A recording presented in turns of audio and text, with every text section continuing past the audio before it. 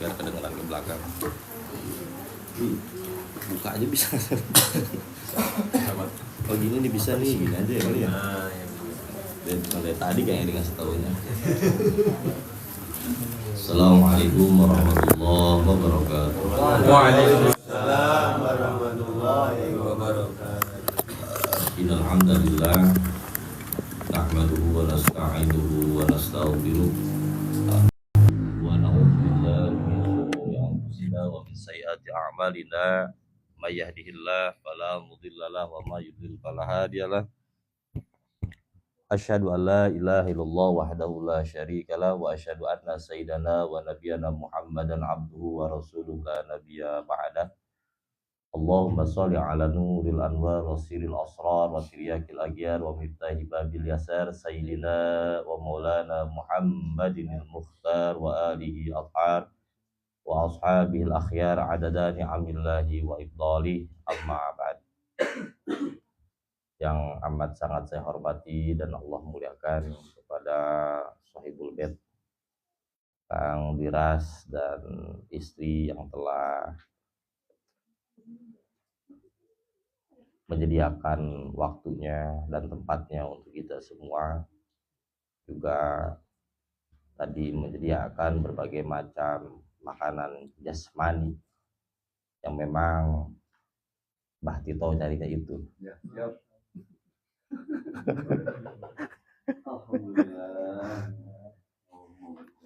Jadi wusul tuh namanya, kita nyari ketemu, namanya wusul itu Bang.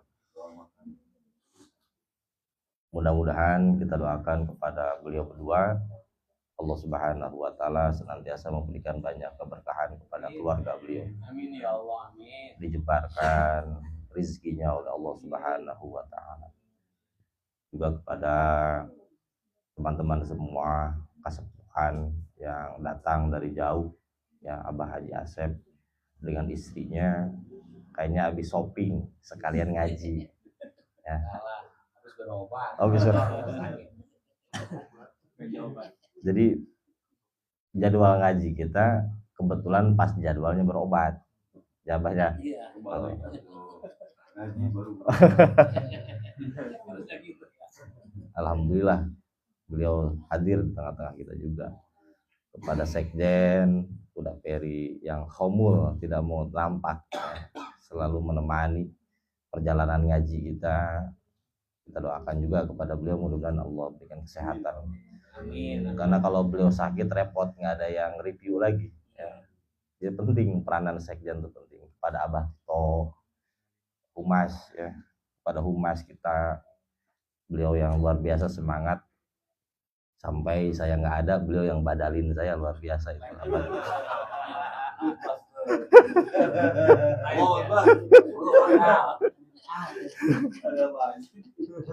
Ke satu. Inisiatif namanya itu, inisiatifnya tinggi.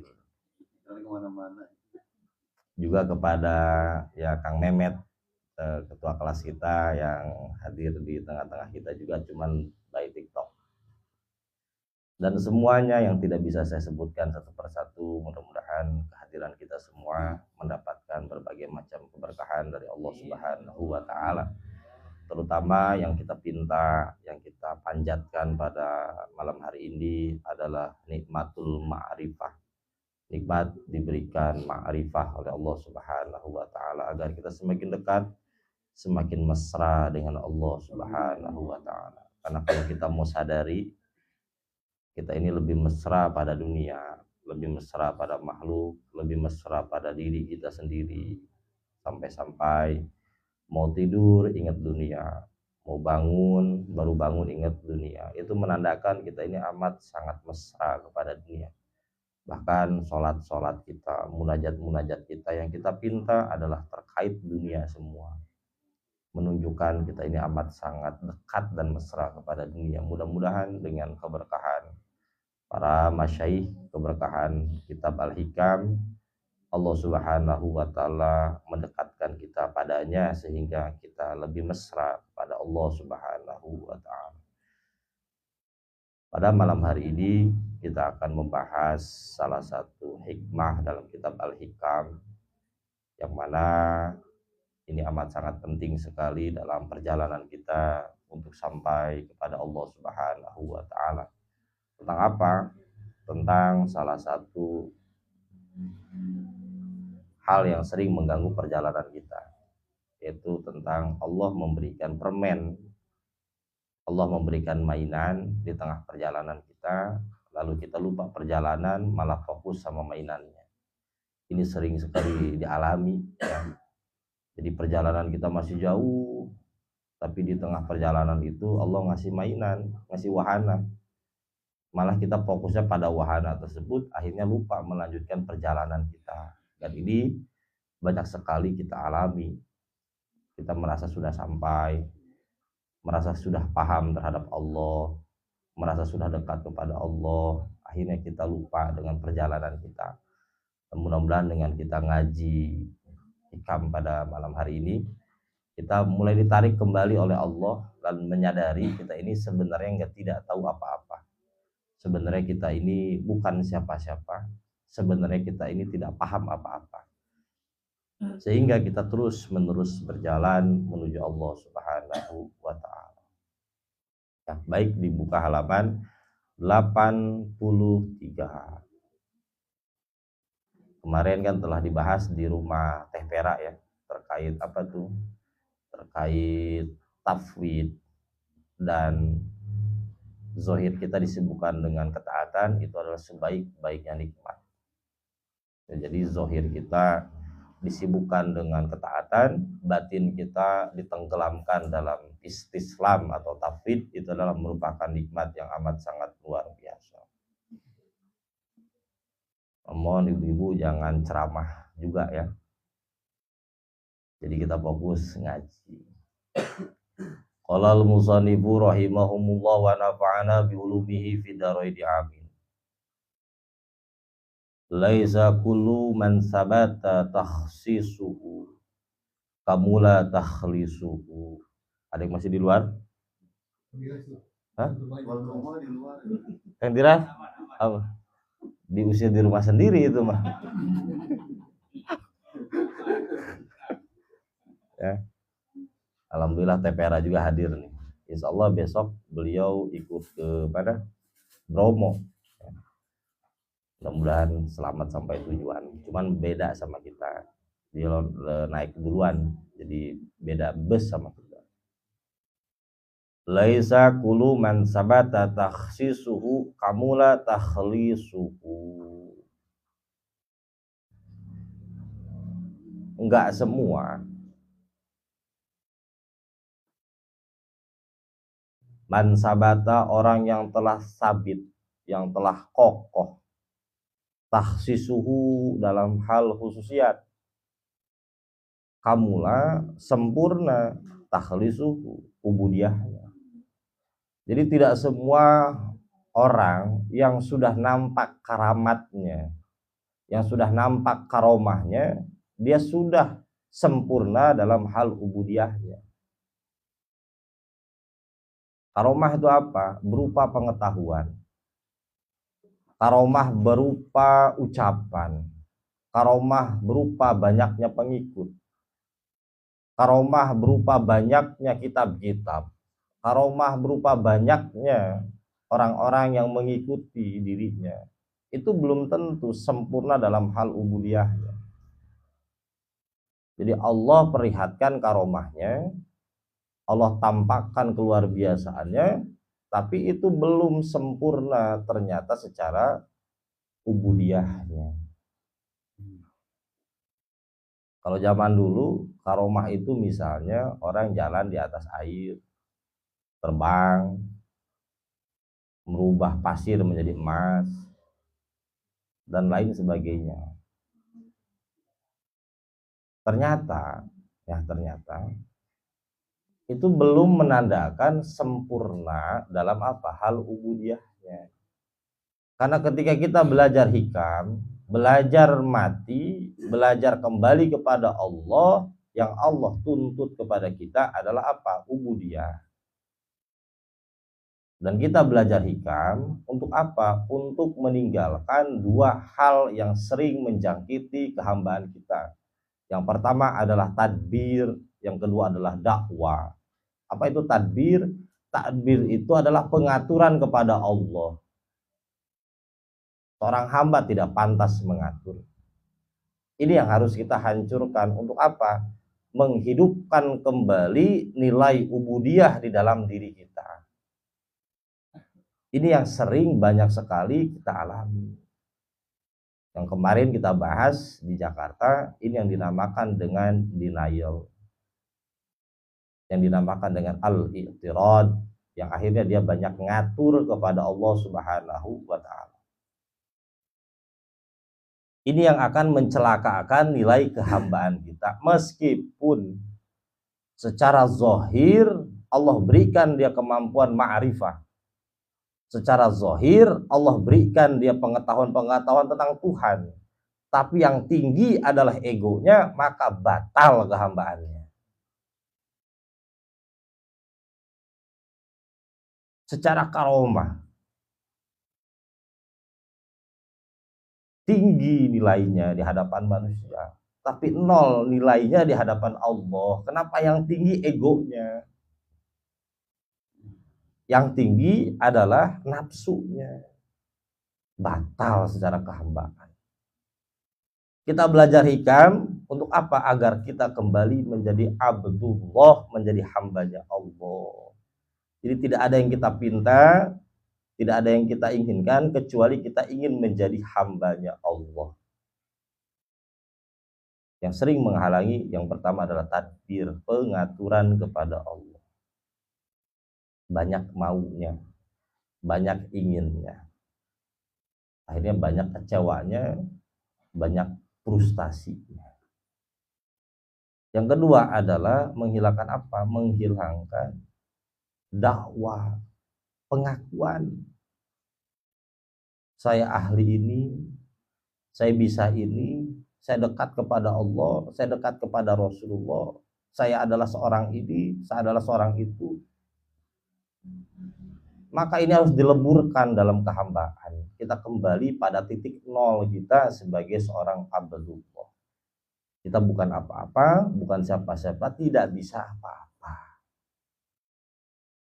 Ini yang dituntut oleh apa? Oleh Allah Subhanahu wa ta'ala. Kepada siapa? Kepada kita semua. Lalu kita digiring oleh Allah untuk masuk dalam perjalanan spiritual, lalu kita mengenal hikam. Tidak ada salah satu nikmat yang luar biasa. Tidak semua orang suka hikam. Tidak semua orang jatuh cinta kepada hikam, tidak semua orang. Tapi kita jauh datang-datang. Dari mana? Dari Lubiliang, dari Bekasi, dari Jakarta. Untuk apa? Meregup cinta hikam. Kenapa? Karena kita cinta kepada hikam. Kita cinta kepada para kekasih-kekasihnya Allah Subhanahu wa ta'ala. Nah, kita masuk ke dalam skripnya sekarang. At-takhsisu hahuna. At-takhsis di sini wa ayuzhirul haqqu ta'ala ala abadi ibadihi. Takhsis itu apa? Yang dimaksud takhsis di sini adalah Allah Subhanahu wa ta'ala menampakkan padanya dengan sebagian para hamba-hambanya yang lain. Asaratahu, tentang apa? Tentang asar dari afal-afalnya Allah. Jadi asar di sini yang dimaksud dengan kepanjangan afalnya Allah. Allah berikan kepada orang tersebut. Wa inayatahu, lalu Allah pandu dirinya. Wa tauliyata lutfihi, lalu Allah lindungi dengan kelembutannya. Wa riayatuhu, lalu Allah merawat dirinya. Faminhum, maka sebagian dari hamba-hamba tersebut mayastamiru lahu, Allah berikan kemapanan lahu kepadanya, zalika, terhadap apa yang tadi sudah disebutkan, hatta, sampai kokohlah dengan apa? Bil urfani, dengan ilmu ma'rifah. Wa yatakhallasu, lalu Allah menyucikan an ru'yatil aghyar, dari melihat aghyar. Apa itu aghyar? Kullu ma siwallah, segala sesuatu selain Allah itu adalah aghyar. Jadi tembus pandangan batinnya hanya melihat Allah Subhanahu wa taala. Wal akwan juga sama artinya, adalah kullu ma siwallah, segala sesuatu selain Allah. Wa haula'i humul khawasul muqarrabin, mereka itu adalah orang-orang yang dikhususkan, yang mencapai derajat muqarrabin, ahlul ilmi, orang-orang yang memiliki ilmu tentang apa? Billah. Maka orang tersebut mendapatkan predikat al-arif billah. Bukan hanya al-alim, tapi juga al-arif billah, orang-orang yang mengetahui sekali tentang Allah. Wal hubbilahu, dan orang yang tenggelam dalam lautan mahabbah kepada Allah Subhanahu wa taala. Wa minhum mayyuwafiqahu, orang tersebut sudah selaras, inline dengan Allah. Jadi yang kita pinta adalah inline, muwafaqah dengan Allah. Karena selama ini banyak sekali kita mufarrokohnya dengan Allah, tidak inline, tidak selaras. An bulughi zarwati, untuk sampai pada apa yang dituju, al kamali, yang sempurna, wa yurbihi, lalu Allah mentarbiyah dirinya. Jadi Allah langsung yang mentarbiyah dirinya. Bagaimana mungkin ada manusia yang bisa ditarbiyah oleh Allah? Ada. Sebagaimana Rasulullah Shallallahu Alaihi Wasallam bersabda, ada bani Rabbi ahsani ta'dibi. Allah Subhanahu wa taala yang langsung mentakdib. Apa itu takdib? Lebih atas dibanding adab. Takdib itu langsung ditegur oleh Allah Subhanahu wa taala. Bagaimana ketika Rasulullah Shallallahu Alaihi Wasallam mendapatkan wahyu dari malaikat Jibril, Rasulullah mendahului perkataan malaikat Jibril, langsung ditakdib oleh Allah. Wahai Rasulullah, kalau Jibril sedang menyampaikan wahyu, dengarkan terlebih dahulu. Itu yang dinamakan dengan takdib. Lalu apa bentuk takdibnya Allah kepada hambanya yang dipilih? Melalui apa? Melalui takdir. Melalui kehidupan. Allah meminjam lisan orang untuk apa? Untuk ngata-ngatain kita. Meminjam lisan istri kita. Yang sebenarnya hakikat kita tuh itu.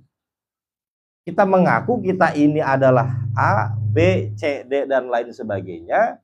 Lalu Allah menegur kita melalui istri kita. Kamu tuh bukan apa-apa, bukan siapa-siapa. Namanya ditakdib melalui istri kita. Kita merasa pongah, merasa kaya, lalu Allah hancurkan usaha kita. Allah tenggelamkan kita dalam lautan faqah. Sebenarnya itu Allah sedang mentakdib kita. Untuk apa? Menunjukkan kesejatian kita ini bukan apa-apa, bukan siapa-siapa. Sebenarnya Allah sedang ingin memberikan pelayanan khusus, perhatian khusus kepada kita. Namanya takdib. Lebih tinggi dibanding adab itu sendiri. Kalau adab adalah role atau rules, peraturan-peraturan. Tapi kalau takdib langsung diberikan instruksi oleh Allah. Nah, karena kita tidak paham, kita menganggap itu musibah. Kita menganggap itu adalah bagian dari apa? Azab dan lain sebagainya. Padahal takdib itu adalah dalam rangka untuk menegur kita karena kita sudah terlalu pongah, tidak bisa mendengarkan, lalu Allah menegur kita dengan takdib itu. Bisa berupa apa? Istri kita, hidup kita, ataupun orang-orang terdekat dengan kita. Ini dinamakan dengan takdib. Kita merasa pintar. Allah mentakdib dengan apa? Dengan masalah. Coba selesaikan masalah Anda. Coba selesaikan kehidupan Anda. Akhirnya kita pusing. mentok. Sebenarnya mentok itu dalam rangka apa? Ta'dibnya Allah kepada kita. Untuk mengembalikan keaslian diri kita. Kebingungan kita kepada Allah, buntunya pemahaman kita kepada Allah pun sama, itu bagian dari ta'dib. Karena kita mengklaim kita tahu Allah, membatasi Allah. Pada akhirnya kita bingung sendiri terhadap Allah. Sebenarnya itu sedang ditakdib oleh Allah bahwa pemahaman kamu terhadapku tidak ada apa-apanya. Kamu menyimpulkan sesuatu yang besar ini dengan pikiranmu. Akhirnya kita dibuat puyeng sendiri ketika apa? Ketika kita ingin memahami Allah Subhanahu wa Ta'ala, dibuat puyeng sendiri oleh apa? Oleh Allah. Itu adalah bagian dari ta'dib. Nah, sebenarnya Allah sedang memberikan perhatian khusus. Kalau Allah sedang tidak memberikan perhatian khusus, didiamkan. Ya, didiamkan saja. Dengan kepongahan kita, dengan kesombongan kita, dengan pengakuan-pengakuan kita, itu dibiarkan begitu saja. Akhirnya kita mempunyai satu pikiran, mempunyai satu kesombongan, yang mana sebenarnya itu tidak ada halusinasi. Jadi percayalah, setiap kesombongan yang ada dalam diri kita karena kita begini begitu, itu semuanya palsu semua. Itu hayalan kita semua, manipulasi semua. Hayalan tentang saya itu adalah orang khusus, kekasihnya Allah. Hayalan saya itu orang kaya, hayalan saya itu terkenal, halusinasi semua. Ketika Allah memperlihatkan fakta yang sebenarnya Allah sedang menunjukkan namanya Al-Haq. Kamu tuh bukan apa-apa, bukan siapa-siapa. Allah sedang mentajalikan namanya Al-Haq. Akhirnya lebur halusinasi itu. Waham itu hancur. Terus Allah sedang menunjukkan namanya Al-Haq. Jadi ketika Al-Halad berbicara ana Al-Haq, ana Al-Haq, ana Al-Haq, dalam kondisi apa? Dalam kondisi lebur luluh lantaknya waham yang ada dalam diri Al-Halaj. Ternyata salah semua, keliru semua. Allah memperlihatkan tentang hakikat dari sebenarnya seperti apa. Jadi yang dinamakan hakikat adalah ketika kita mampu melihat keagungan Allah, kebesaran Allah, sambil pada saat itu kita melihat kekerdilan kita, kefanaan kita, ketidak ada apa-apaannya kita.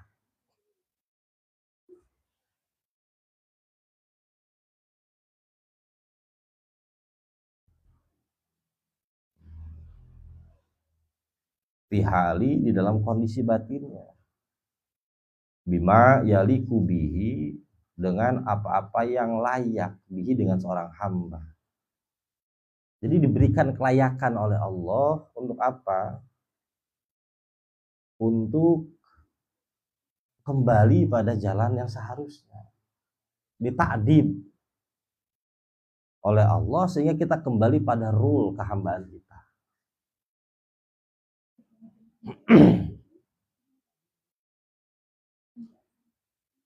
Jadi banyak sekali takdib ini yang sering kita alami sebenarnya dalam kehidupan. Agar apa? Agar kita kembali pada rule kehambaan kita.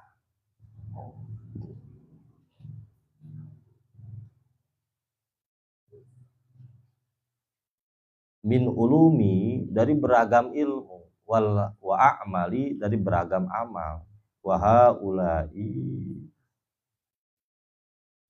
mereka itu semua amatul muqarrabin, adalah mayoritas orang-orang muqarrabin.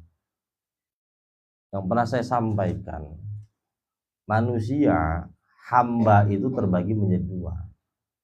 Ada yang dinamakan dengan ahlul muqarrabin, ada yang dinamakan dengan ahlul abror. Siapa itu ahlul abror? Adalah mereka para orang-orang yang berbuat taat kepada Allah. Jadi disibukkan taat kepada Allah. Ada lagi ahlul muqarrabin, orang-orang yang didekatkan kepada Allah. Jadi kalau masuk surga yang mereka cari, ya kalau ahlul abror ini yang mereka cari bidadari, yang mereka cari adalah arak, yang mereka cari adalah susu, yang mereka cari adalah tempat-tempat indah.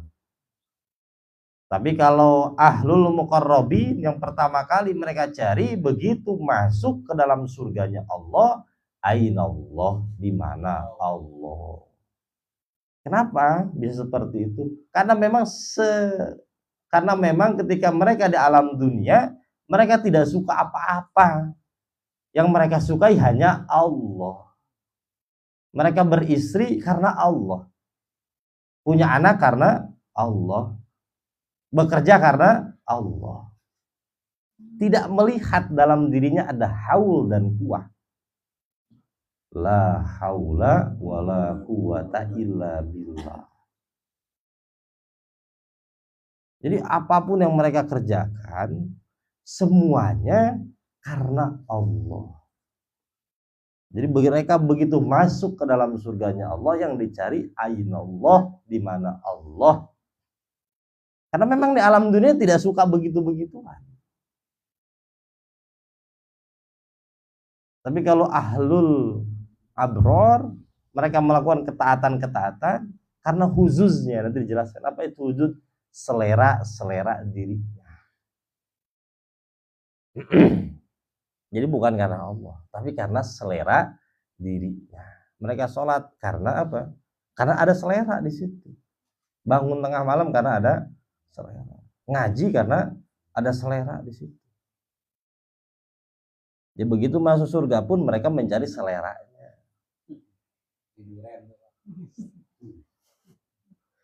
Dari duren.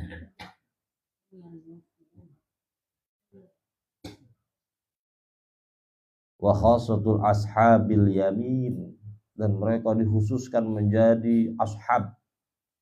Ashab itu kelompok al-yamin, golongan kanan.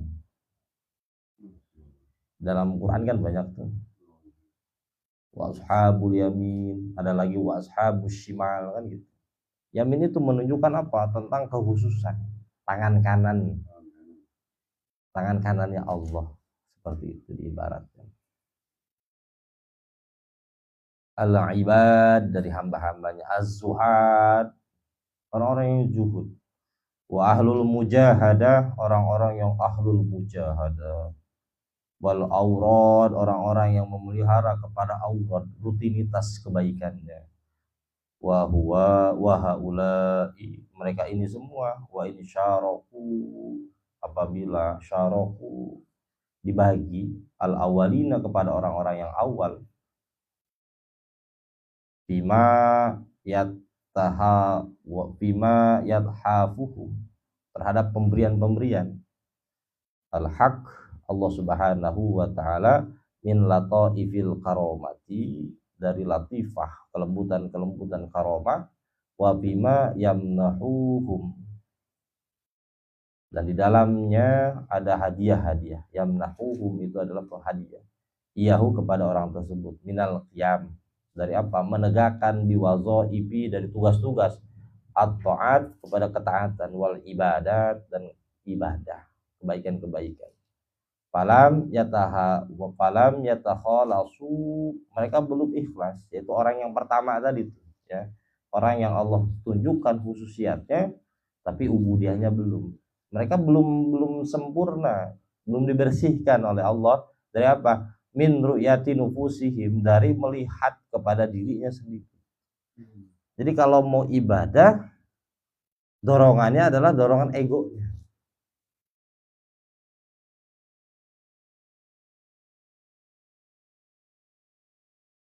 Kalau mau ibadah, dorongannya adalah dorongan nafsunya. Jadi kalau disuruh perang, siap. Karena memang orangnya sering berantem gitu. Ya bukan karena jihadnya tapi karena sering berantem.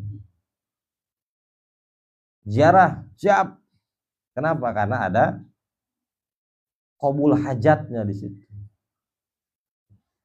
Ya, jadi melakukan aktivitas kebaikan karena ada something, ada sesuatu yang mereka cari, yang mereka kejar.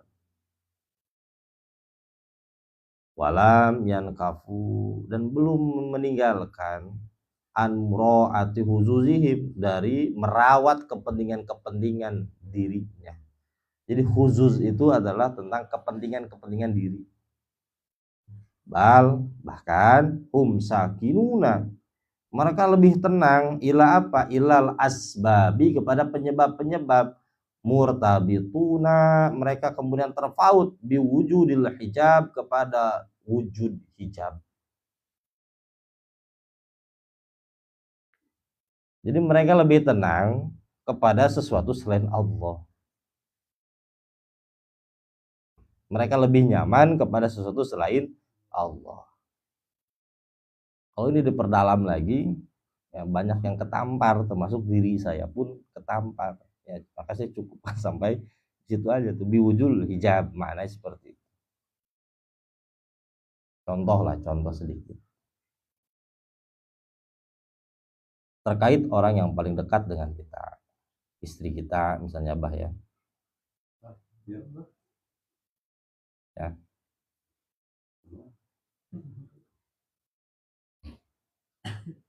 Ketika kita mencintai istri kita mencintai karena Allah atau takut selera kepentingan kita terganggu ketika tidak ada istri kita?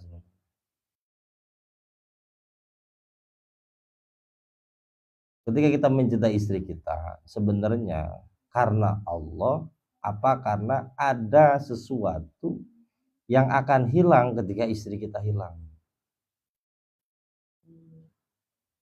Kita bekerja karena pekerjaan kita atau karena Allah? Kita menisbatkan dengan pekerjaan ini kita mendapatkan ini dan itu, bisa ini dan bisa itu, atau karena Allah? Karena ketika kita meniktikadkan lebih nyaman kepada pekerjaan, kepada istri kita, artinya kita lebih tenang kepada apa? Sebab-sebab. Jadi jadikanlah penyebab utama hanyalah Allah Subhanahu wa Ta'ala. Dan itu terbukti dalam perjalanan kita sebenarnya dalam kehidupan ini. Ketika kita tenang terhadap sesuatu, sebenarnya kita sedang takut kehilangan sesuatu. Ketika kita takut kehilangan sesuatu, sebenarnya kita terkait dengan sesuatu tersebut. Dalam konsep ilah, ketuhanan, berarti itu adalah ilah kita. Kita pernah bahas, la ilaha maknanya adalah apa? Tidak ada yang membuat saya nyaman kecuali Allah. Saat punya duit, nggak punya duit, beda nggak kira-kira? Beda nggak, Bang?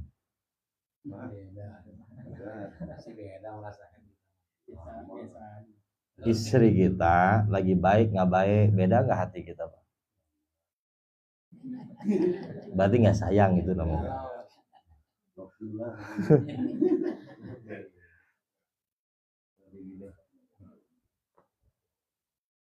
Lagi banyak orderan, Kang Bowo, sama sepi, beda nggak perasaan kita?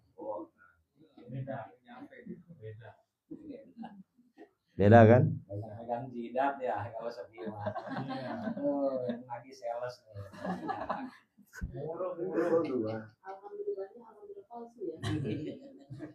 Saat sendirian dan ramai sama nggak kira-kira? Beda kan? Artinya kita lebih senang sama asbab-asbab. Jadi ilah kita masih wallah, segala sesuatu selain Allah.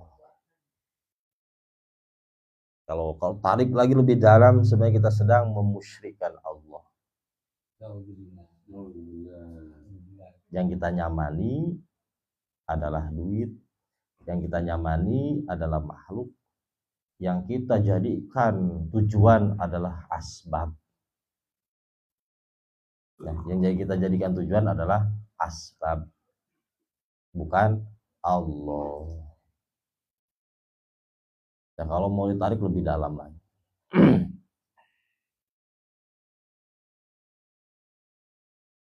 Waqad yahtasul haq, dan Allah Subhanahu wa taala telah memberikan kekhususiatan haulai kepada orang tersebut. Ya, tahsu di sini adalah memberikan kelebihan. Ya, kepada siapa? Orang-orang yang yang nilai ubudiyahnya tuh nggak ada. Tapi Allah memberikan kelebihan gitu. Dengan apa? Bizharil karomah, ditampakkan karomahnya. Pengikutnya banyak, duitnya banyak, istrinya satu, ada juga yang banyak. Proses. Kasih tahu ke istrinya. Ada juga yang istrinya banyak, ya, pengetahuannya banyak, bahkan tentang Allah, bahkan tentang Tuhan, dalam pengetahuan tentang Tuhan. Allah berikan karomah itu. Ala aidihim, kepada dirinya. Nah, yang lebih gawatnya apa di sini kalimat ini? Wa bisababihim taskinan linufusihim. Ya, ini yang lebih gawatnya di sini. Ini yang semalam membuat saya nangis terseduh-seduh ketika baca ini. Khawatir ya kita ini terjebak di sini. Dengan penyebab-penyebab tersebut, ya, taskinan, membuat dirinya nyaman, linufusihim, kepada nafsunya. Allah berikan banyak hal, Allah berikan banyak karomah, Allah berikan banyak pengetahuan, Allah berikan banyak beragam keinginan-keinginan dalam dirinya, dan ternyata dia lebih nyaman kepada nafsunya dibandingkan kepada Allah. Ini yang membuat saya nangis terseduh-seduh, khawatir saya tuh di sini lebih nyaman kepada diri sendiri dibandingkan kepada Allah.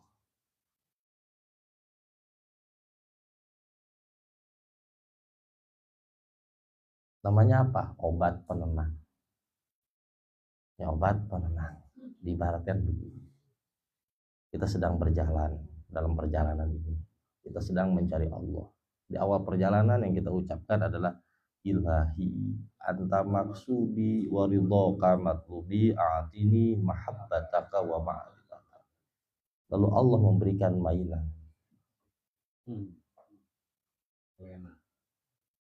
Ini yang saya cari, ini yang saya tuju. Akhirnya kita diem di situ, nginep di situ, lupa tentang perjalanan kita. Akhirnya kita buka pelang, kita merasa sudah sampai, tidak lagi berjalan. Tapi saat kita diem seperti itu, Allah memberikan karomah, Allah memberikan keluar biasaan. Orang melihat kita tuh takjub. Allah melihat manusia itu melihat kita tuh terkesima. Wah, kayaknya ini guru, ini mursyid, ini orang yang luar biasa yang telah mencapai hakikat. Allah berikan itu semua. Tapi pada saat bersamaan yang membuat dia tenang adalah dirinya sendiri. Dia lupa untuk bergerak, dia lupa untuk berjalan. Ternyata itu adalah obat penenang agar kita diam. Seperti anak kecil nangis, kasih apa? Bentuk kasih sayang apa kesel? bentuk kesel apa kasih sayang? So, Takutnya kita ini dibegitukan sama Allah. rewel. Oh, saya alhamdulillah doa saya terkabul. Alhamdulillah saya begitu dapat kretek hati langsung terwujud. Alhamdulillah begitu saya pengen ini ada terus Pak Ustadz, alhamdulillah kayaknya Allah dekat sama saya. Ternyata kita ini seperti anak kecil yang rewel, yang dikasih handphone. Biar apa? Biar diem. Bukan bentuk kasih sayang, itu bentuk kesal. Takutnya kita dibegitukan sama Allah Subhanahu wa Ta'ala. Dikasih ma'rifah, pengetahuan tentang Allah, tapi itu adalah bentuk kekesalan. Biar kita diem. Ya, coba kita lihat para anbiya, para mursalin. Nabiullah Adam alaihissalam. Ketika meminta tobat kepada Allah berapa ratus tahun.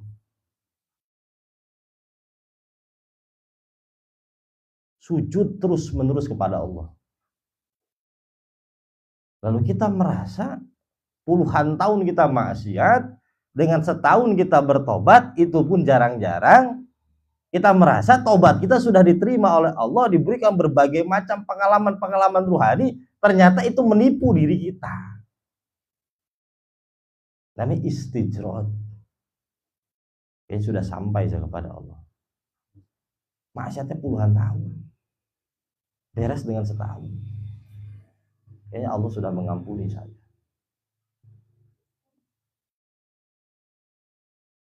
Bagaimana kita lihat juga Nabi Nuh, Nabi Yunus alaihissalam. Saat meninggalkan kaumnya, Allah berikan ta'dib. Jadi ta'dib itu ya, ketika kita sudah mencapai titik tertentu yang memang sudah tidak bisa dikasih tahu, dita'dib. Nah, kita nggak mau dita'dib. Nggak mau dita'dib, nggak mau digembleng oleh Allah, keluar sendiri kan, keluar grup.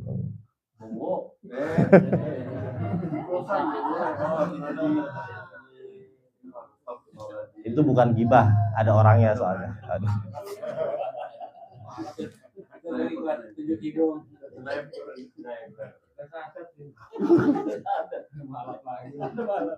Ya, kita nggak mau dita'dib sama Allah, keluar.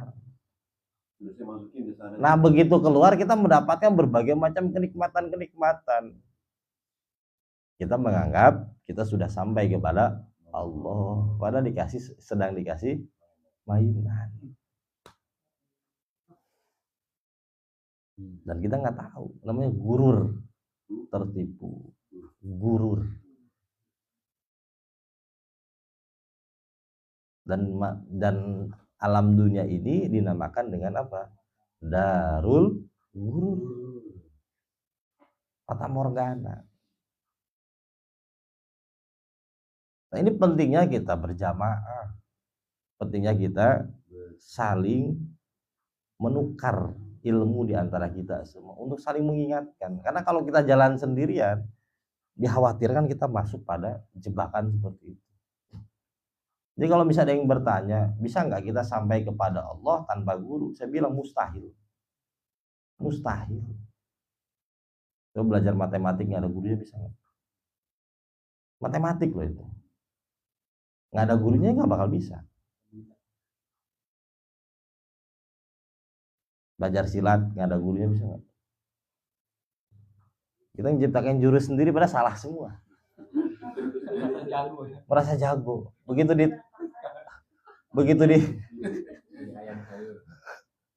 di kontes ternyata salah semua. Begitu kayak ya ternyata digituin sama orang sekali udah gitu ambruk. Itu untuk silat.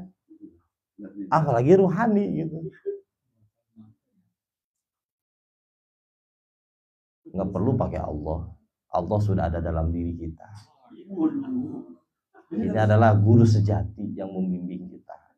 Ndasmu.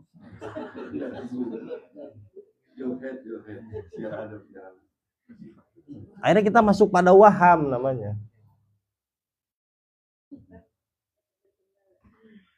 Hadiah dari Kendal tuh ndasmu.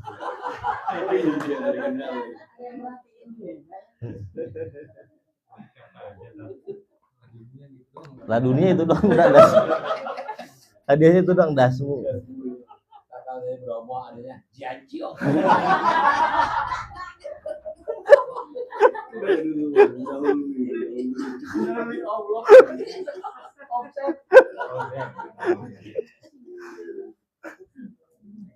Koleksi jadi koleksi ya. Nggak bisa, harus ada gurunya.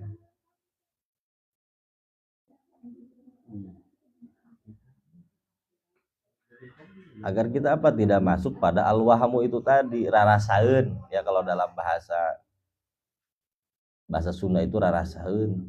Ada kan orang gitu tuh rarasaeun kasep, gumasep kalau dalam bahasa Sunda itu.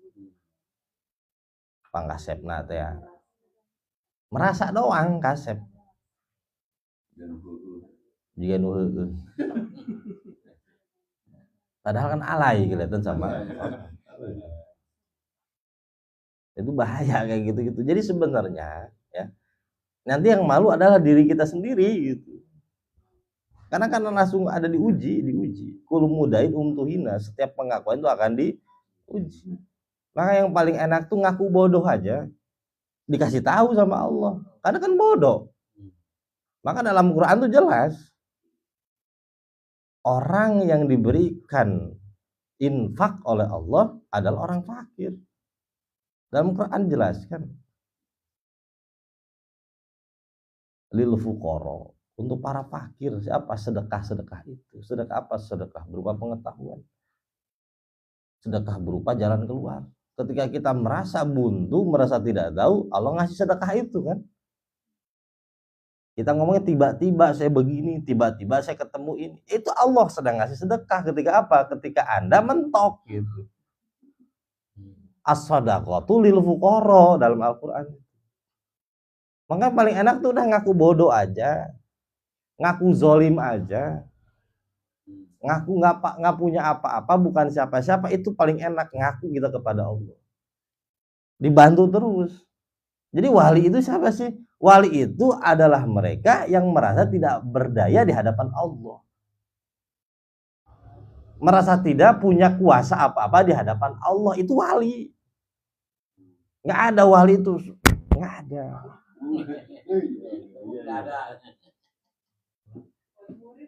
Siapa yang paling merasa rendah di hadapan Allah? Yaitu Rasulullah Shallallahu Alaihi Wasallam.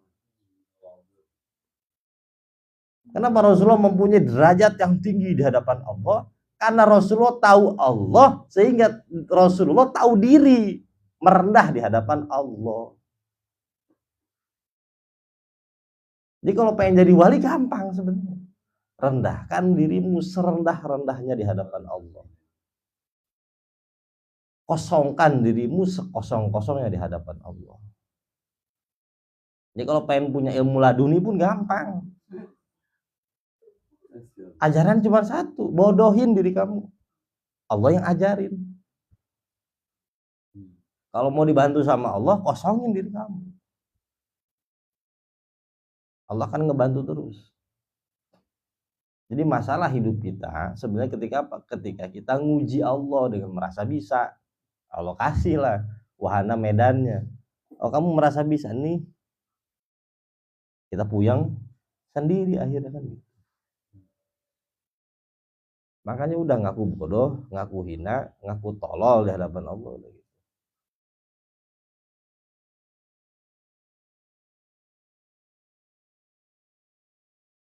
Watasbitan, lalu terikat lil yakini, dengan keyakinannya, fi qulubihim, di dalam hatinya, wayam nauha awwalin, sehingga dia tercegah dari orang-orang yang tadi sudah disebutkan dari yang pertama itu. Li'annahum la yahtazuna ilaiha lima hum fihi minar rusukhi fil yaqini wal quwati wa tamqina, kama qala sahibu kitab al-awariful ma'arif.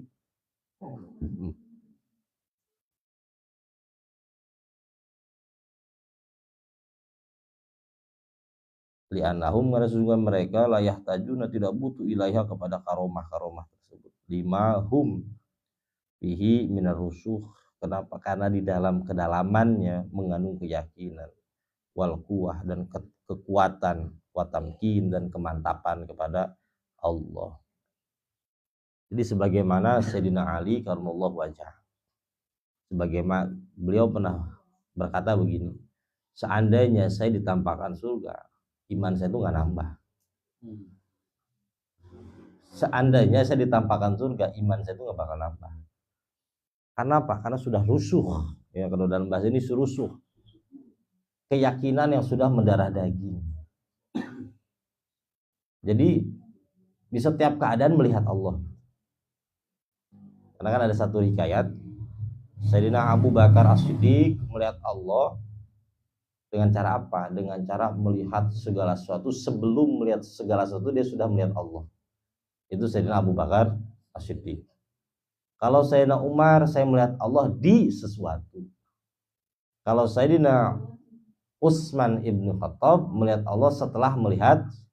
Kalau Sayyidina Ali karramallahu wajhah, aku melihat Allah sebelum melihat sesuatu, ketika melihat sesuatu, sesudah melihat. Jadi fi kulli hal beliau melihat Allah Subhanahu wa taala. Itu dinamakan dengan rusuh. Jadi tingkat keyakinannya yang sudah mendarah daging sampai ke sumsum gitu ya. Jadi kalau bahasa zaman sekarang kan sampai ke sumsumnya kita mencintai seseorang.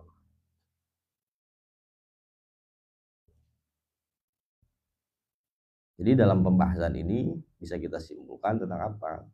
Tentang kita diberikan sesuatu, dipahamkan oleh Allah tentang sesuatu, bisa jadi itu adalah mainan. Ya, mainan. Jadi peganglah kalimat dari Sayyidina Abu Bakar As-Siddiq. Kata beliau begini, al-ma'rifatu huwa adamul ma'rifah. Itu gampangannya begitu. Jadi apa sih itu ma'rifah? Ma'rifah itu adalah ketika Anda tidak mengetahui Allah. Jadi al-ma'rifatu huwa adamul ma'rifah. Ma'rifah itu ketika Anda tidak mengetahui Allah. Di situ adalah Anda akan mendapatkan ma'rifah. Jadi membebaskan. Nah, jalur pencarian ini dinamakan dengan teosofi. Kalau teologi, kita bergerak menuju Allah dengan akal kita, yang dinamakan dengan wujud, qidam, baqa, mukhalafatul hawadisi. Nah, itu jalurnya jalur teologi. Jadi diskursus pembahasan tentang Allah menggunakan logika. Coba kalau kita cari dalam Al-Quran nggak ada itu, Allahul wujud nggak ada. Al-wujud di situ adalah ilmu logika. Mustahil sesuatu yang tidak wujud bisa qidam, bisa baqo, bisa berbeda dengan makhluknya, bisa mendengar, bisa melihat. Dari semua itu, oh berarti ini semua adalah yang dinamakan dengan wajibal wujud. Nah, itu pendekatannya secara apa? Secara teologi. Ada lagi pendekatan kepada Allah secara teosofi, yang dinamakan dengan apa? Tasawuf. Nama tasawufnya tasawuf urfani nanti itu. Kalau kita belajar namanya tasawuf urfani. Pendekatan kepada Allah dengan basic apa? Basic tajaliyat. Jadi tajaliyat. Nah, kita mendekati Allah dengan tajaliyat. Tajaliyatul af'al, tajaliyatul asma, tajaliyatul sifat sampai tajaliyatul zat. Jadi pendekatannya melalui tajaliyatnya. Jadi bukan melalui apa? Melalui akal kita, tapi melalui tajaliyat. Ilmunya namanya ilmu apa? Ilmu teosofi. Nah, ilmu teosofi ini yang membuat apa? Membuat rusuh itu tadi. Keyakinannya sampai mendalam. Karena zaman dulu kala ahli teologi dengan ahlu tasawuf itu sering berantem. Kalau oleh teologi itu mengkonsep Tuhan tuh begini, berada di ars, berada di sana. Kalau bagi ulama ahlu tasawuf, Tuhan itu bukan berada di sana saat ini. Itu ainama, dimanapun kamu berada, disitulah Allah gitu. Jadi pendekatannya dengan tajali itu tadi. Nah, kalau orang tidak paham, ya, maka ini butuhkan mukodimah yang panjang. Kalau orang tidak paham, ya, maka menganggap segala sesuatu itu Allah gitu. Padahal tidak begitu cara pendekatannya. Contoh begini. Itu apa namanya nih? Ini materialnya sama nggak? Kalau saya nyebut kayu salah nggak? Kalau saya nyebut kayu salah nggak kira-kira? Terus kalau saya nggak nyebut, kalau saya nyebut kayu salah berarti ini apa? Hah? Jadi kalau ahli syariat misalnya ngomong jendela salah nggak? Nggak, ngomong pintu salah nggak? Tapi kalau saya ngomong kayu salah nggak? Tapi kalau saya berbicara kepada hakikatnya ini adalah kayu. Nah itu yang dinamakan dengan apa? Hakikat, syariat, ma'rifat dan lain sebagainya. Kita berbicara mau dari angle mana? Nah hakikat langsung lihat ini kayu. Ini kayu. Mas Agus, icuan ini. Nanti kita belajar seperti itu ya untuk kedepannya. Cuman by Zoom ya, insya Allah pakai by Zoom. Jam berapa sekarang? 10:30. Sampai sini ada yang mau ditanyakan dulu, mangga silahkan.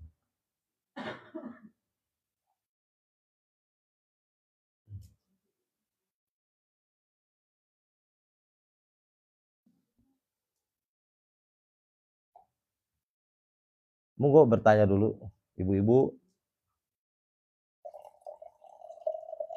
Bah.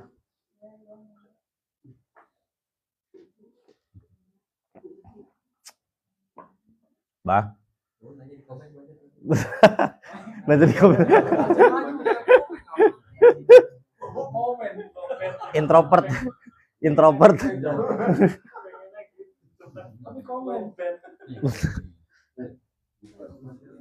Beliau saking introvertnya sama istrinya komen-komenan. WA. Ngobrolnya by WA, Bah.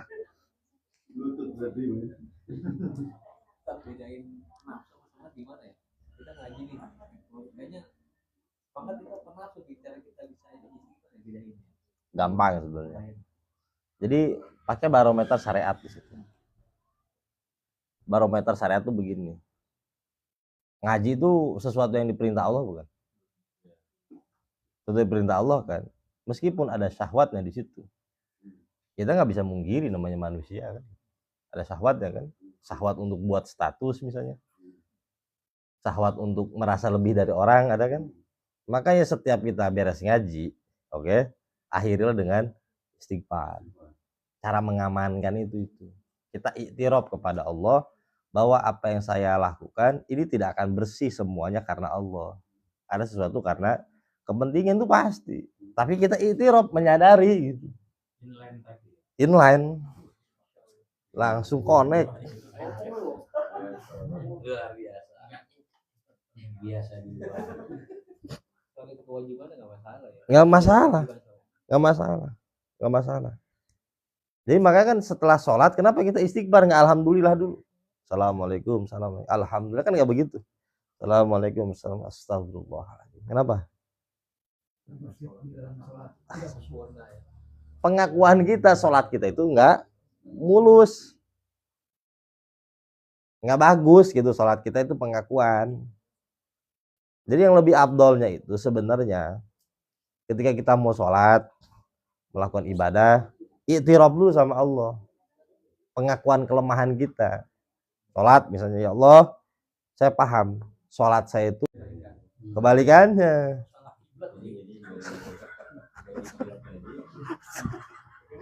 Dikasih tahu, kemana aja Allah ada kok kan gitu. Kayak gitu. Itu paling aman, jalur aman itu ngaku kepada Allah. Contoh, kita ngaji hikam seperti ini. Itu baca di belakangnya. Itu i'tiraf semua Al-Imam Abu Hasan Al-Asy'ajili. Ya. Munajat beliau semua tentang kelemahan, tentang kebodohan, tentang keagungan Allah Subhanahu wa taala.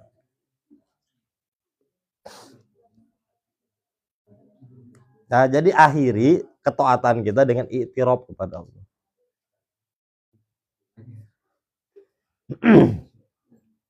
Jadi kayak ngaji nih pasti terbesit, balik ada ilmu di sini, liatin istri gue ceramahin.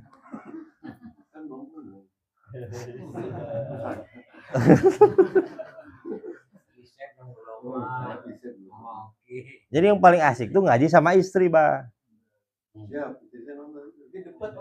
Debat. Bawa dong, Pak, istrinya seperti aku.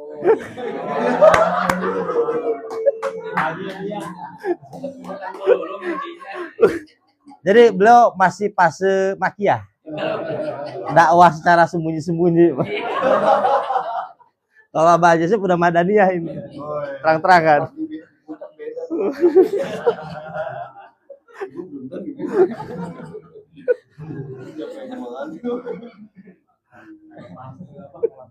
Kalah fase. Takdib ya.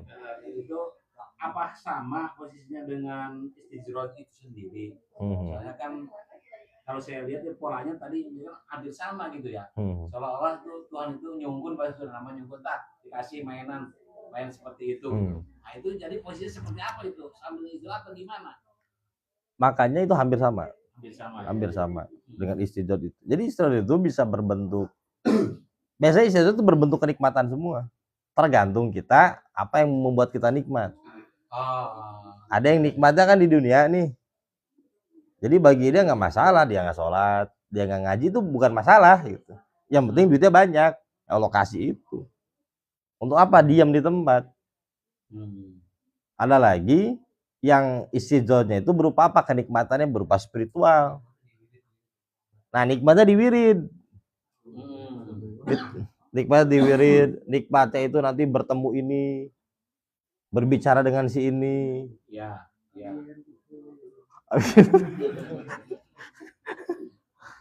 Itu Allah kasih. Bisa juga berbentuk apa? Hakikat Allah kasih. Allah kasih. Cuman tidak ada ciri istijroh itu apa? Allah kasih, tapi tidak ada kedekatan dengan Allah. Allah kasih pemahaman tentang Allah, tapi secara zahir tidak ada kedekatan sama sekali dengan Allah. Ubudiyahnya nggak ada. Dia tolak ukur kita tuh ubudiyah. Nikmat itu ketika kita dikasih nikmat sama Allah, justru kita semakin menghamba kepada Allah. Itu yang dinamakan dengan nikmat. Istijrod ketika kita dikasih nikmat, dikasih berbagai macam fasilitas dunia, makin jauh dengan Allah. Cirinya tuh makin jauh dengan Allah, yang muncul tuh egonya, bukan kehambaannya. Bisa nggak ketaatan menjadi istijrod? Bisa kok. Dan ini sering terjadi di daerah kota-kota tertentu ini.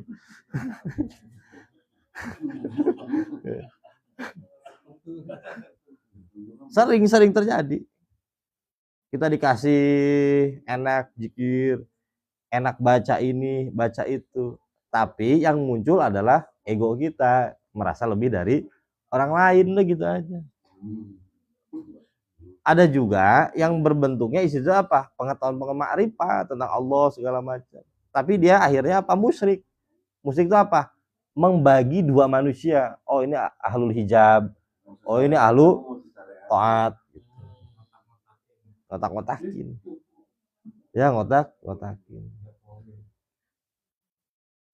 Makanya masuk, kalau pengen aman tuh masuk ke ma'rifah sebenarnya. Ma'rifah yang bisa berhubungan langsung dengan Allah. kehambaan namanya. Hah? Bagaimana kita menempatkan diri. Kalau kita di majelis begini, idealnya itu seperti itu gitu. Kita masuk, ialah mencoba untuk menjadi seperti yang Allah inginkan. Tapi giliran kita pulang, itu kan bakat watak yang kita bawa itu kan tetap akhirnya kan nongol lagi. Kita kembali ke setelan awal lagi. Bagaimana kita menempatkan awal lagi? Pertanyaan bagus, semua orang ngalamin soalnya. Masa pulang sini kita langsung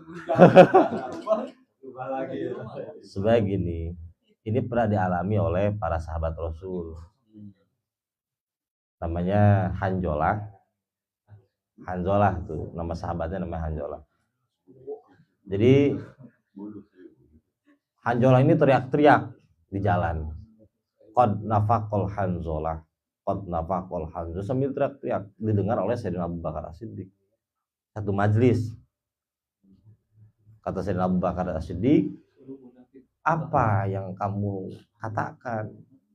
Saya sudah munafik. Maksudnya gimana? Kalau saya bertemu dengan Rasulullah, duduk di majelisnya Rasulullah, saya itu merasakan ketenangan. Surga, neraka itu nampak di hadapan saya. Tapi begitu saya pisah dengan Rasulullah, kembali kepada habitat. Kembali kepada sterile pabrik. Kata Sayyidina Abu Bakar As-Siddiq, berarti saya juga sama dong munafik. Wah, game gawat nih kalau begini. Kita ngadu kepada Rasulullah. Ngadulah berdua. Ya Rasulullah, kami sudah munafik. Kata Rasul senyum. Maksudnya gimana? Gini ya Rasulullah, kalau saat kami bersama dengan engkau, kami itu merasakan ketenangan. Seperti kami berada di surga. Tapi begitu kami menghadapi istri kami, anak kami, dunia kami, seperti neraka. Maka kata Rasulullah Shallallahu Alaihi Wasallam, saatan, segala sesuatu itu ada waktunya. Ya, segala sesuatu ada waktunya. Saat di majlis kita merasakan aroma surga. Ya Allah tuh hadir gitu kan. Surga nampak, keindahan, keintiman tuh dekat.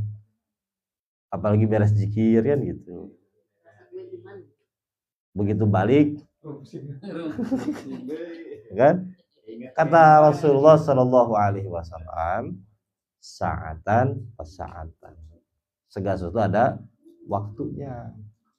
Nanti ada fase di mana kita mendapatkan momentum yang menjadi slogan kita, every single day celebrate.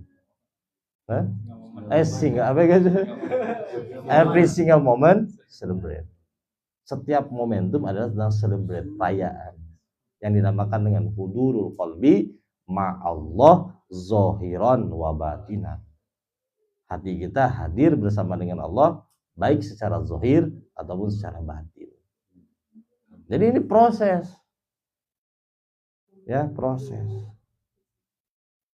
Seperti hanya kita ke Madinah, dekat gak sama Rasulullah? Cakep.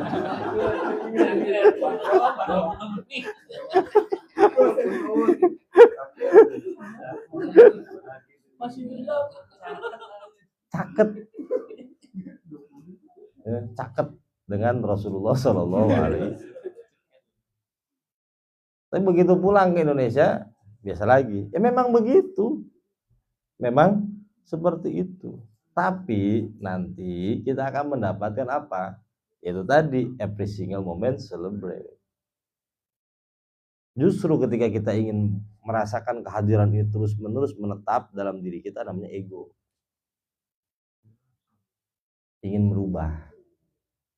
Justru saat kita tidak ingin merubah keadaan, di situ kita akan mendapatkan every single moment celebrate.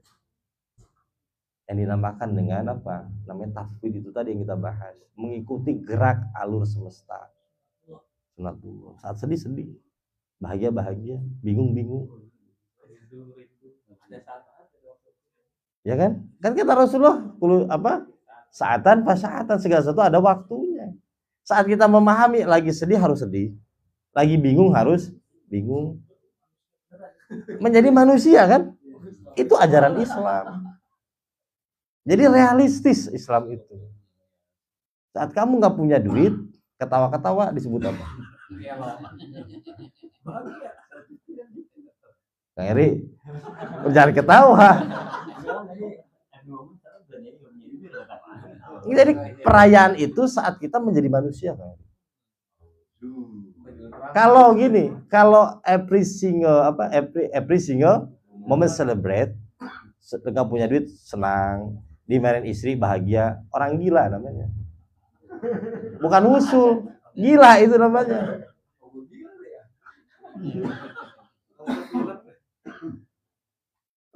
Jadi kalau kita udah ngaji kemarin di Sentul, aku 2, aku 3 tetap ada, Kang Eri. Jadi nggak stay di maintain. Bukan, jadi aku 2, aku 3 masih tetap. Tapi di aku satunya itu tidak terlukai kan. Kita hanya menyadari kan. Nah ini yang dimaksud dengan saat tanpa saatan. Kita menjadi penyaksi. Oh nggak punya duit sedih. Tapi si ini tetap sadar dirinya itu tetap bukan itu gitu. Meranin. Kuat step. Haji Bowo kuat saja. Banner. Haji Bowo.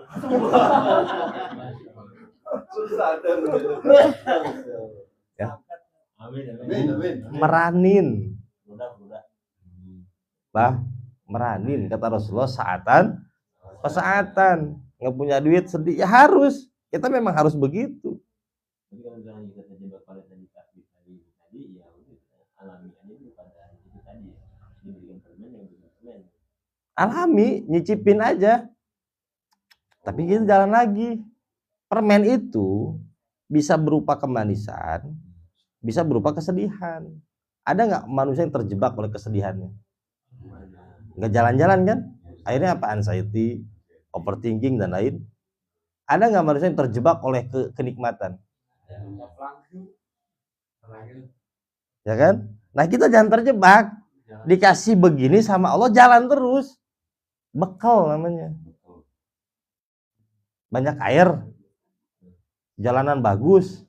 Coba kalau kita kemarin ke Nanggung nggak ada patwal, pasti kita milih yang bagus-bagus aja jalan. Pada akhirnya nggak nyampe kan gitu. Nggak ada Dunlopnya. Ya kita ikut-ikut aja. Oh ini nih jalan nih bagus nih, tapi nggak nyampe-nyampe. Kita lebih baik milih jalan yang jelek, yang susah tapi nyampe gitu. Itulah perjalanan, seni dalam perjalanan. Dikasih yang sulit, tetap kita harus menikmatin. Tapi kita harus jalan lagi. Dikasih yang enak, ya nikmatin, bekal namanya itu. Bekal perjalanan.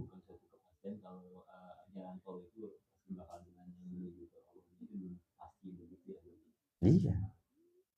Ya, jadi nikmatin aja. Nah kita terjebak. Ada 2 orang terjebak. Orang yang pesimistis, ya orang-orang kayaknya nggak bakal gini, masa lalu saya begini, terjebak oleh masa lalunya. Dia terikat oleh sesuatu yang membuat dirinya pernah tenggelam, kesedihan namanya. Ada orang yang terjebak oleh kenikmatannya, disuruh sadar nggak mau. Kenapa? Karena udah enak di situ. Nah kita kan seorang salik, orang yang sedang ya jalan aja terus ya. Nikmati perjalanan itu. Kenapa? Karena itu adalah semua adalah hidangan dari Allah. Dimarahin istri, nikmatin aja udah. Jangan ngebantah. Jangan balik kanan.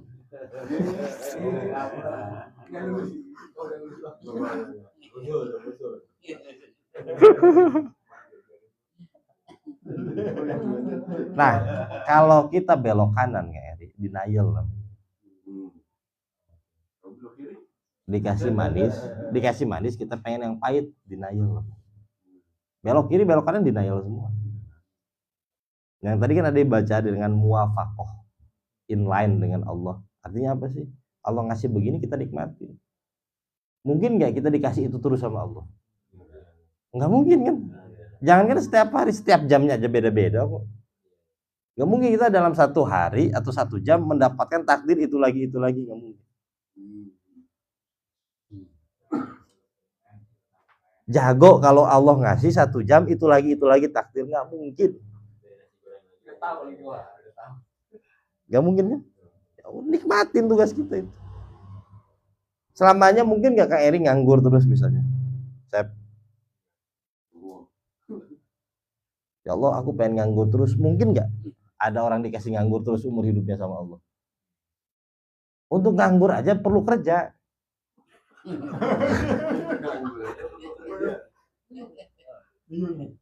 Ya, untuk nganggur aja perlu amunisi mengisi penganggurannya. Ya kan? Ya seperti itu. Jadi nggak ada sebenarnya yang Allah kasih terus menerus takdir begitu monoton takdirnya. Nggak ada. Itu tugas kita nyaksiin aja. Ya itu dinamakan tafwid itu. Menikmati apa yang sudah Allah suguhkan. Kalau kita mampu berada di situ, kutubul. Jadi kutub gitu. Namanya tidak i'tirad. Dikasih. Jadi kalau i'tirad itu seperti halnya siapa? Bani Israil. Dikisahkan kan dalam Al-Quran, manna wasalwa itu. Memberikan hidangan langit namanya manna wasalwa. Kata Bani Israil, masa ngasih kayak gini terus? Udah kami pengen masak sendiri aja. Ngomong ke Nabi Musa, ya Musa, masa gini terus makannya? Kami pengen masak sendiri aja dah. Akhirnya putus supplier itu, masak sendiri, susah sendiri. I'tirad namanya. Jadi sebenarnya takdir itu netral, ya. Kita nggak punya duit itu netral, beneran netral. Tapi saat kita mulai i'tirad, belok kanan, belok kiri, nah di situ kita sedang memperpanjang ajaban soada namanya. Nyusahin diri. Seperti Bani Israil itu tadi. Akhirnya disuruh masak sendiri sama Allah. Ribet-ribet sendiri. Capek akhirnya ngomong ke Nabi Musa, ya Musa, yang kemarin aja enak kok. Kita sering nggak kayak gitu? Dikasih masalah sama Allah, kita belok kanan. Begitu lama-lama ini makin berat. Akhirnya ya Allah, masalah kemarin lebih ringan. Sering nggak kayak gitu ke Eri? Ternyata masalah kemarin lebih minta di reschedule gitu masalah. Nah kita sering ngalamin kayak gitu. Siap nih misalnya jomblo kan, pengen cepet-cepet nikah. Begitu dapet istri galak, mertua banyak nuntut, adenya banyak, adenya banyak.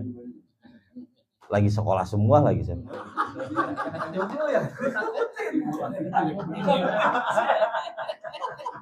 Mau berjalan balik kanan balik kanan. Asikan ngebujang kan gitu. Bebas kerja.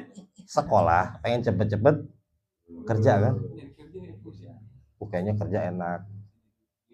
Beli ini beli itu, bisa kesana kemari bebas. Ternyata begitu kerja dapat bos yang galak, banyak tekanan. Enakan sekolah ternyata. Minta reschedule. Kita tuh i'tirad namanya kayak Bani Israil.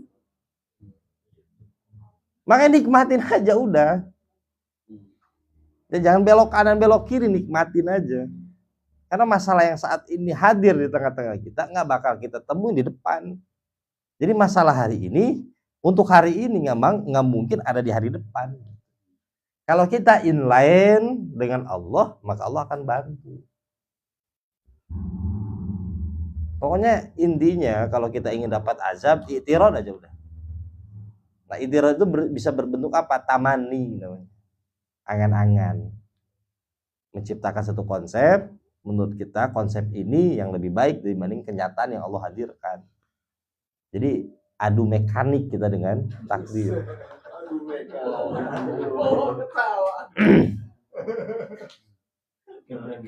Allah sudah apa? Sudah menghadirkan kenyataan seperti ini. Kita pengennya begitu.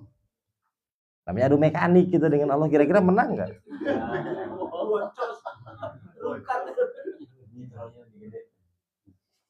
Kita bisanya gambar gunung 2 pakai matahari.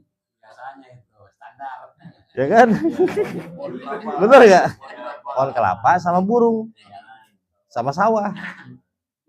Kita ngadu dengan insinyur. Bagus juga gambar saya. Seperti itu gambarannya.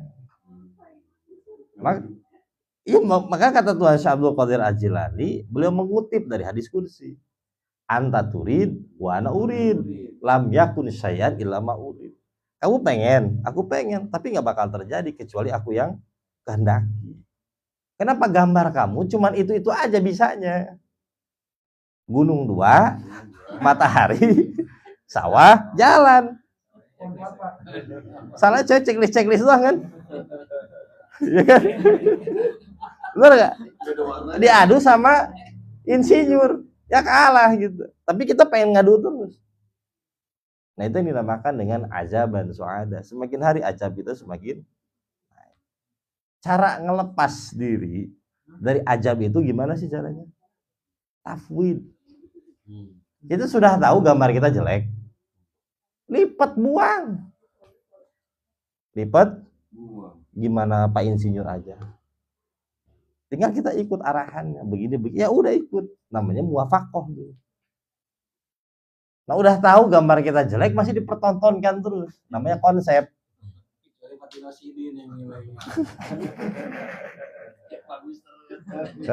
Konsep kita tuh jelek, ya.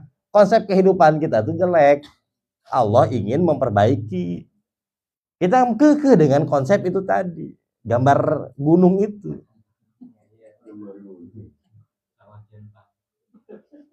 Ya. Kekeh. Ya Allah nunggu alus iya. Gambar ini ya Allah yang bagus tuh. Kan Allah itu al-muslih, maha memperbaiki. Al-murabbi, maha merawat. Kita baca al-asmaul husna tentang asma-asma Allah yang indah itu. Al-mujidu, yang maha ijad itu yang maha menjadikan dari yang tadinya tidak ada menjadi ada. Gambar kamu tuh jelek, pengaturan kamu tuh jelek, buang. Kita masih tetap mempertontonkan itu, akhirnya membawa ajab kemana-mana.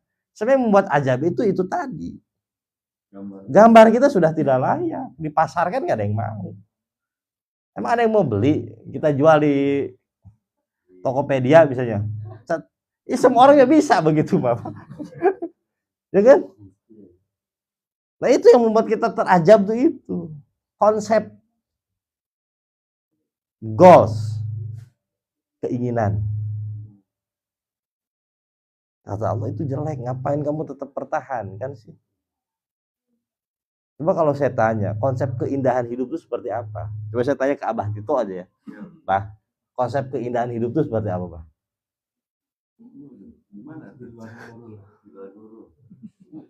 Yang lebih parahnya, kita nggak punya gambar, tapi ketika Allah menghadirkan desain kita salahin. Ini orang yang tidak punya gambar, ketika Allah menghadirkan gambar disalahin, bukan begitu. Bukan seperti itu. Itu lebih ngaco lagi. Yang pertama dinamakan dengan orang-orang yang bermain logika. Punya konsep kehidupan tuh ideal begini. Nah, dalam Bani Israel tuh ada orang-orang yang kata Allah, ya Musa potong sapi. Nanya Bani Israel kayak gimana? Allah tuh cuman sapi aja udah. Allah tuh nyuruhnya sapi. Nanya lagi, yang kayak gimana? Laki-laki perempuan. Warnanya seperti apa? Di mana asalnya? Dipersulit sama bukan sama Allah sih, sama pikirannya sendiri. Nah itu orang yang mempunyai konsep logika itu tadi. Nah ada lagi orang kedua nggak punya konsep apa-apa, tapi begitu Allah menghadirkan disalah-salahin semua. Namanya orang yang pesimistis dalam kehidupan. Membawa luka di masa lalunya, dihadirkan pada saat ini. Sehingga ada orang mendekat, kayaknya orang begini deh. Menilai takdir dengan pikiran yang dangkal. Akhirnya hidup salah semua. Jadi hidup dalam kondisi banyak ketakutan. Padahal hidup itu kan berbeda setiap harinya. Nggak mungkin Allah memberikan kehidupan monoton. Sekarang begini, besok begini. Nggak ada itu. Makan aja kita beda-beda kok. Istri kita ngasih nasi goreng beda-beda nggak tiap hari rasanya? Ya beda kan? Itu manusia apalagi Allah. Nah, kita kadang suuzon sama Allah. Hidup kita begini, besok begini pasti. Besok begini lagi pasti.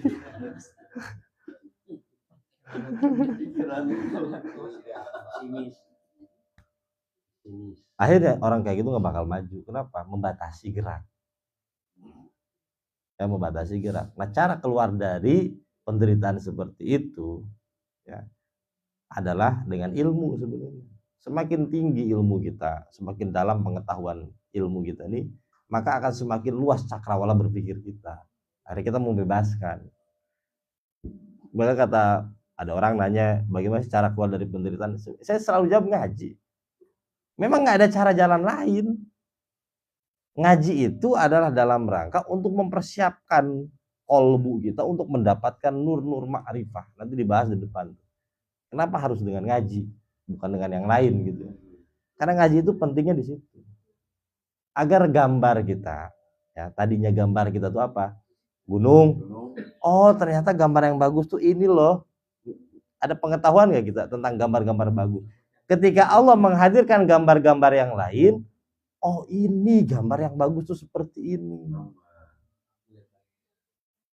Upgrade.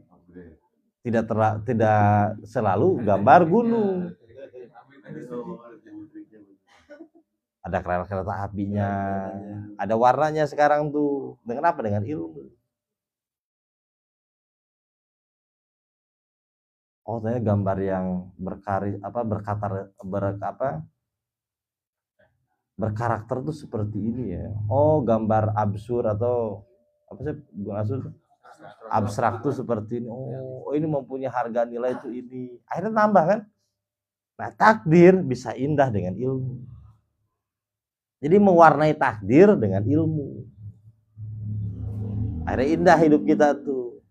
Yang tadinya buram, yang tadinya melihat takdir itu sebagai apa? Gunung dengan matahari, kita bisa mulai terus-menerus memperbaharui, mengupgrade namanya. Dengan apa? Dengan ilmu. Nah, kita nggak mau di-upgrade, pengennya udah hidup itu adalah gunung dengan matahari aja udah gitu. Ketika ada orang menggambar yang lain, sesat nih kayaknya. Salah nih gambarnya nih. Oh, bid'ah nih gambarnya. Kenapa orang gampang mengkafirkan, membid'ahkan, gampang melabeli orang lain lah? Karena dalam benaknya gambar itu hanya tentang apa? Gunung dengan matahari. Dia tidak bisa melihat perbedaan-perbedaan. Karena ini gambar nilai berjutaan rupiah gitu. Bagi dia gambar yang benar seperti ini. Asik gak tuh orang kayak gitu? Kurang ngopi gitu. Ya, maka rugi. Orang-orang yang gampang menilai orang lain itu amat sangat rugi. Habis ini ada yang ditanyakan lagi? Jawab. Ya, ada mainan-mainan yang datang memerlukan waktu ya, tengah waktu respon kesadaran itu. Ada batas tentang waktu nggak yang diwajarkan? Sebenarnya ketika kita belajar ilmu, agar kita tuh sigap menerima takdir. Jadi kita kan sering berbicara tentang makom sabar, makom ridho. Itu apa sih makom itu? Makom itu respon dari kita kepada Allah. Jadi kita gercep. Nanti ada pelajaran tentang ruhul ijabah. Ruh itu kan spirit, ijabah itu merespon. Jadi kita cepat merespon. Kata Rasulullah SAW, as-sabru inda sodamatil ula. Misalnya. Sabar itu ada pada pukulan pertama. Ketika musibah datang, sabar itu yang harus kita kedepankan pertama kali. Bukan setelah musibah terus. Alhamdulillah saya sekarang udah sabar. Bukan sabar. Udah bonyok, nggak bisa ngapa-ngapain lagi. Namanya apa yang kita bahas di Teh Merah itu apa yang dinamakan dengan? Bukan kan ada fight satu lagi. Fly gitu namanya. Bukan sabar. Sudah tidak mampu, tidak bisa berbuat apa-apa, mengatasnamakan saya. Ya emang nggak bisa apa-apa lagi. Bukan sabar itu. Di awal pukulan sabar. Kalau jawabannya saya kan hamba Allah. Gimana itu? Saya hamba Allah. Hamba ini saya hamba. Jadi Allah tuh cuma butuh respon sebetulnya. Cuma butuh respon. Namanya ruhul ijabah, nanti ada pelajaran. Jadi batas waktunya saat itu ada. Bukan yang kedua, bukan yang ketiga. Dapat nikmat langsung kita susul dengan syukur. Nanti kan kita belajar tentang itu nanti insya Allah kita belajar. Sep lobet sep. Nanti aja takutnya langsung mati soalnya apa ini mah. Ada lagi? Tadi tentang apa? Filosofi sama teologi. Teologi teologi. Ini bersamaan apa harus dipisahin metode ini? Sebenarnya bersamaan lah. Barangan dia.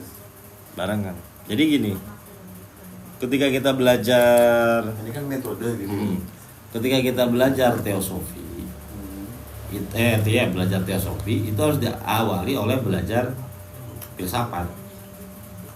Teologi tadi filsafat tadi itu. Beda, dan filsafat itu jembatan untuk menemukan teosofi. Oh gitu. Jadi mukadimahnya ngaji filsafat. Nanti insya Allah kita ngaji filsafat. Iya tahu. Ya, nanti mukadimahnya itu ngaji filsafat agar kita tidak masuk pada al-wahmu. Waham. Jadi waham itu apa? Cacat logika. Benar. Ya, cacat logika.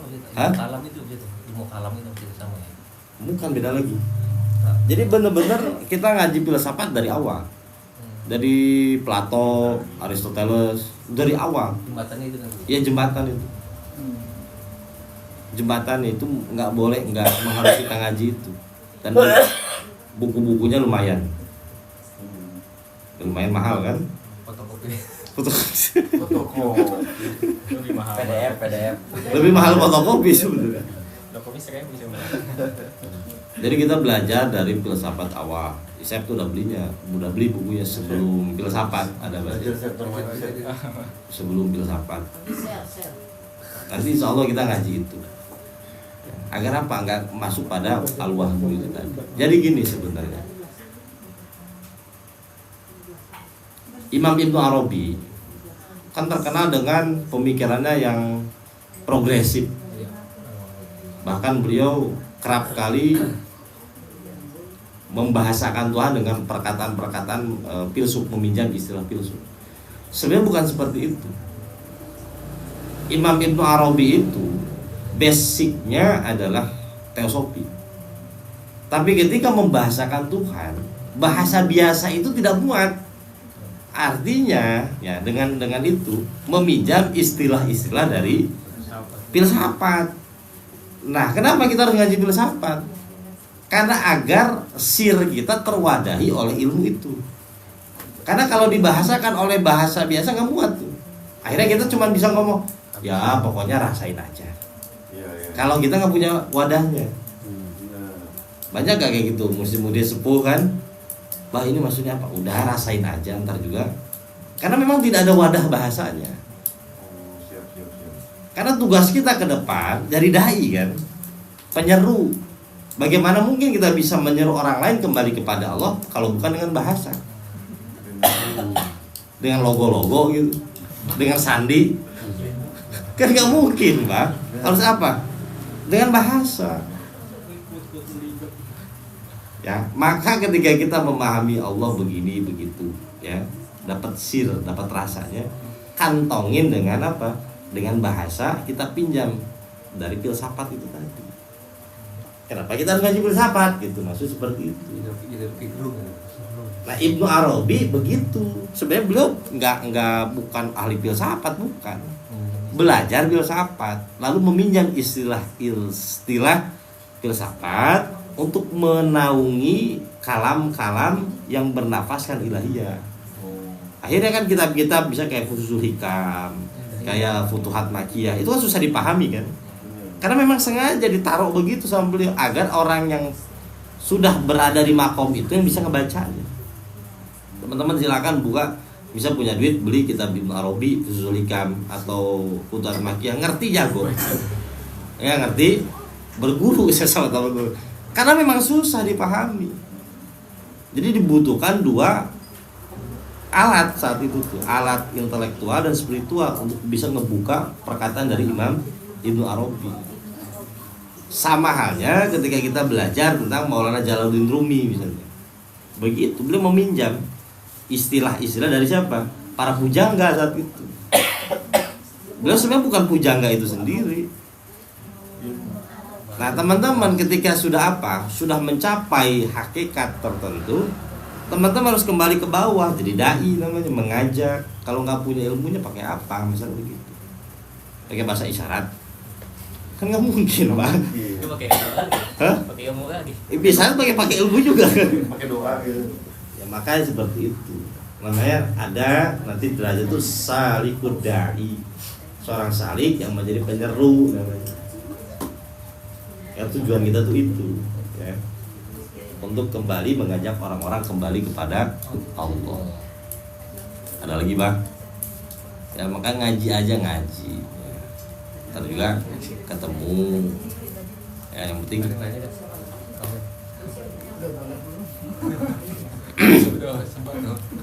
Ya.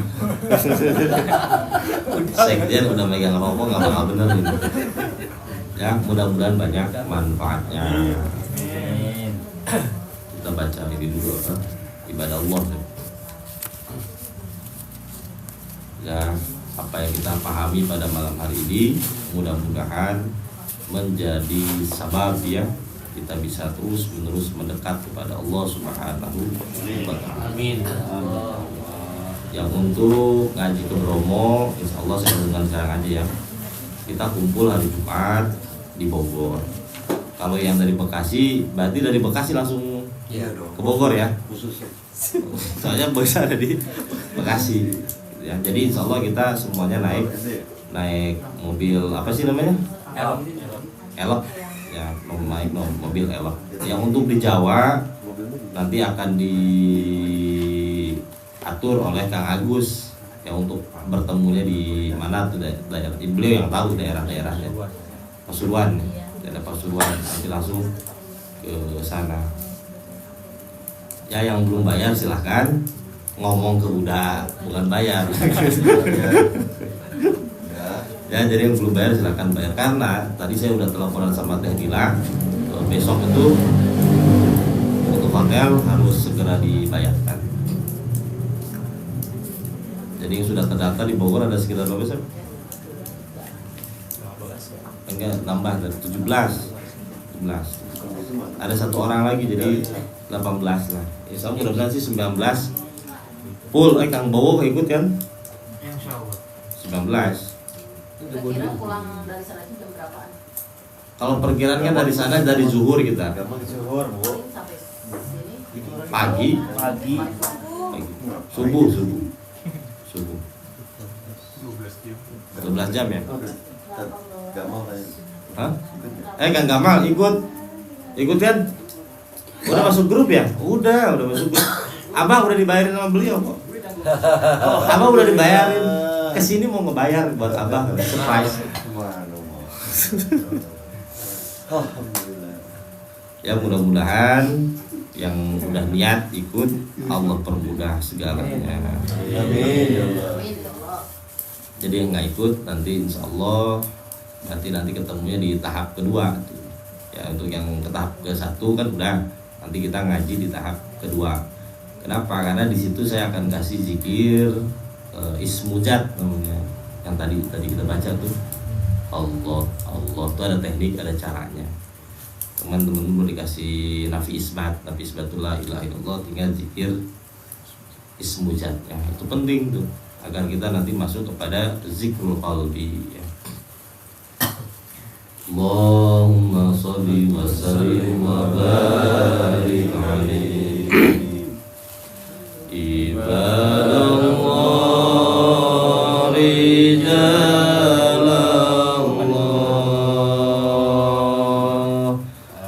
agisuna li ajlillah wa kunu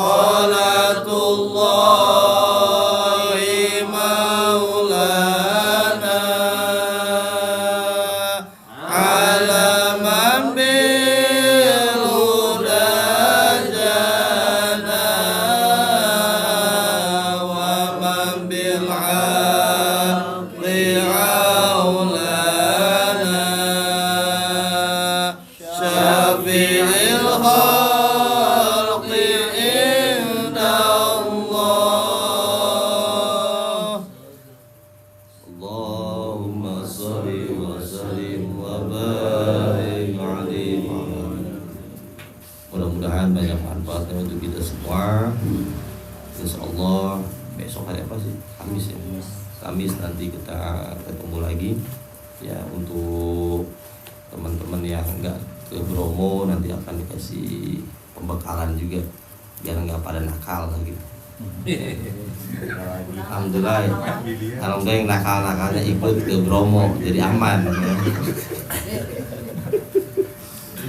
Itu saja yang bisa saya sampaikan. Wallahul muwaffiq ila aqwamit thoriq. Assalamualaikum warahmatullahi wabarakatuh. Waalaikumsalam warahmatullahi wabarakatuh.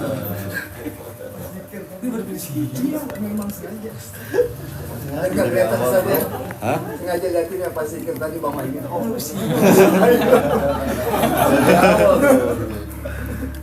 Ini yang namanya Isep ini teman-teman nih. Mana Isep? Isep. Tambah Tito tuh. Oke. Kang Eri itu baru muncul. Udah senang dia sekarang. Kita mau jadi